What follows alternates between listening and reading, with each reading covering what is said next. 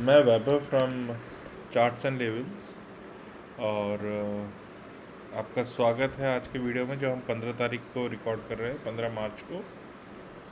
और जैसा कि आज आप देख सकते हैं, मार्केट थोड़ा सा ऊपर खुला,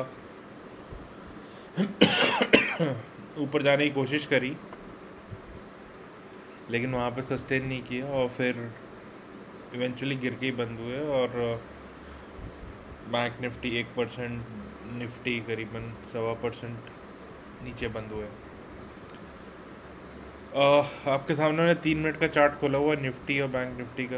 अगर आप निफ्टी देखें तो ये एक ट्रेंड लाइन विजिबल हो गई थी अराउंड 10:33 के आसपास, जब ये एक रिजेक्शन लेके कैंडल आई थी। और इवेंचुअली अगर दिन में हम देखें तो ये मार्केट इसी कैंडल के नीचे घूमता रहा, नीचे जाके 10 DMA का सपोर्ट लिया, लेकिन 20 और 200 का जो एक सपोर्ट कल क्रॉस करके ऊपर गया था, वापस उसी के नीचे क्लोज हुआ है। बैंक निफ्टी का भी वही हाल है, जस्ट 10 DMA के ऊपर ही बंद हुआ है। तो इवेंचुअली 35, 600, 700 के आसपास एक मेजर रेजिस्टेंस हम लोग कल बात कर रहे थे, तो वहीं पे था और वहीं से मार्केट घूमा। अगर हम वाई स्टार्ट्स देखें तो ये वीक ट्रंकेटेड है क्योंकि फ्राइडे की छुट्टी है, तो अगले वीक का काम तो मुझे लगता है मंडे से ज़्यादा इवेंट दिखेगा। लेकिन निफ्टी में आप देखिए मेजरली कॉल राइटिंग हुई है आज, और ऐसा ही कुछ बैंक निफ्टी में भी हुआ है। तो अगर हम ओवरऑल देखें तो पॉइज्ड है, 35,000 एक मैक्स पेन की तरह काम करेगा और 500 पॉइंट्स की बैंक निफ्टी में ऊपर नीचे की रेंज रहेगी।